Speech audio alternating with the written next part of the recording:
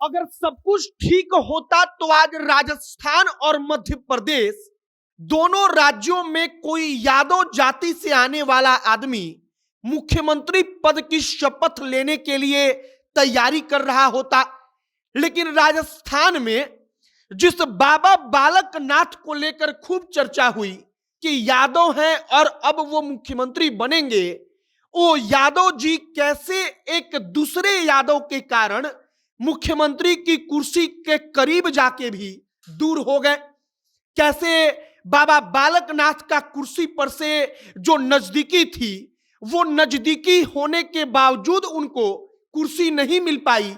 यही कहानी आपको आगे हम बताएंगे। और अगर ऐसा हो जाता तो राजस्थान और मध्य प्रदेश दो बड़े हिंदी पट्टी के राज्यों में यादव मुख्यमंत्री का कब्जा होता। आगे आपको पूरी कहानी सुनाएंगे। बाकी नमस्कार, मेरा नाम है मोहित कुमार सिंह और आप जनता जंक्शन देख रहे हैं। सबसे पहले मुख्यमंत्री के नाम का ऐलान हुआ मध्य प्रदेश में। मध्य प्रदेश में मोहन यादव के नाम का ऐलान हुआ तब खूब चर्चा हुई कि बीजेपी ने सबको एकदम से आश्चर्यचकित कर दिया, क्योंकि किसी को अंदाजा नहीं था कि मोहन यादव को मुख्यमंत्री बनाया जाएगा। लेकिन अब चूंकि मध्य प्रदेश में भारतीय जनता पार्टी ने एक यादव को मुख्यमंत्री की कुर्सी सौंप दी थी, कहा गया कि उत्तर प्रदेश और बिहार में उसका असर पड़ेगा। और अब बारी राजस्थान की थी। राजस्थान में जो लोग मुख्यमंत्री के पद के रेस में थे, उनमें से सबसे प्रबल दावेदारों में से एक थे बाबा बालकनाथ या महंत बालकनाथ, जो असल में यादव जाति से ताल्लुक रखते हैं।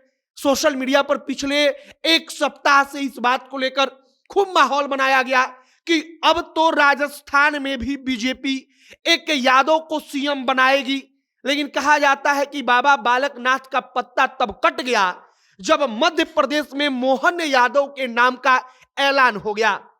क्योंकि मध्य प्रदेश में जब एक यादव को सीएम की कुर्सी सौंप दी गई, तब राजस्थान को लेकर साफ हो गया कि राजस्थान में भी यादव को सीएम की कुर्सी भारतीय जनता पार्टी किसी कीमत पर नहीं देगी। अब आइए राजस्थान के ऊपर बाबा बालकनाथ, दिया कुमारी, वसुंधरा राजे, ये तमाम वो बड़े नाम जो सीएम पद की रेस में सबसे आगे थे। लेकिन जो नाम निकलकर सामने आया वो नाम था भजन लाल शर्मा का। अब भजन लाल शर्मा कौन? तो भजन लाल शर्मा जाति से ब्राह्मण, और बीजेपी राजस्थान में ब्राह्मण को मुख्यमंत्री बनाना चाहती थी। इसके पीछे का सामाजिक समीकरण और राजनीतिक समीकरण प्रमुख कारण था। अब कौन सा समीकरण? तो उत्तर प्रदेश, राजस्थान, इन तमाम राज्यों में ब्राह्मणों की बड़ी संख्या है। अब बीजेपी ने मध्य प्रदेश की कुर्सी को एक यादव को सौंप दिया था। अब राजस्थान भी अगर यादव को सौंपा जाता तो यहां पर दो फैक्टर ऐसा होता जो बीजेपी के लिए ठीक नहीं होता। सबसे पहला कि एक यादव मुख्यमंत्री बन चुका था, और अगर दूसरा भी यादव मुख्यमंत्री बनता तो निश्चित तौर पर जो अगड़ी जातियां थीं, उन अगड़ी जातियों में बीजेपी के लिए अच्छा संदेश नहीं जाता। अब आइए दूसरा फैक्टर, बाबा बालकनाथ नाथ संप्रदाय के योगी हैं, महंत हैं।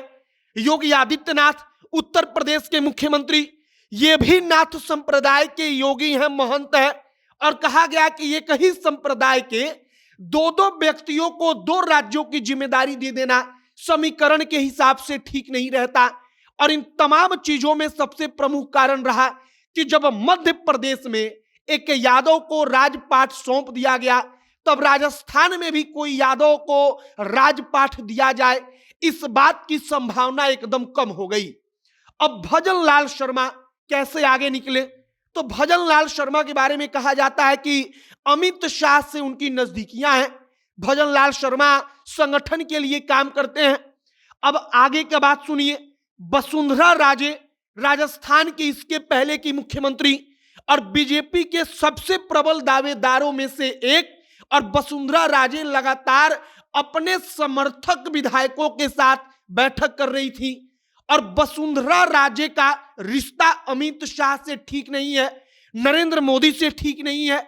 और कहा गया कि जो भी दूसरा कैंडिडेट या विधायक तैयार हो रहा था, मतलब कि जिसको लेकर केंद्रीय जो समिति थी उसकी नजरें उस पर जा रही थी, वो वसुंधरा राजे का ग्रुप का निकलता था। और अमित शाह नहीं चाहते थे, नरेंद्र मोदी नहीं चाहते थे कि वसुंधरा राजे के ग्रुप का कोई आदमी फिर से मुख्यमंत्री बने, क्योंकि अब बीजेपी इस मूड में थी कि किसी भी प्रकार से राजनीति को राजस्थान की राजघराने के बाहर लेकर आना है। और इसमें भजन लाल शर्मा बाजी मार गए। फिलहाल हमने आपको बताया कि कैसे एक राज्य में यादव को राजपाट मिला, तो उसी यादव के कारण प्रत्यक्ष रूप से या अप्रत्यक्ष रूप से दूसरे राज्य में जो यादव रेस में था वो रेस से बाहर हो गया। बाकी आपकी क्या इस पर राय है, कमेंट बॉक्स में लिखकर बताइएगा।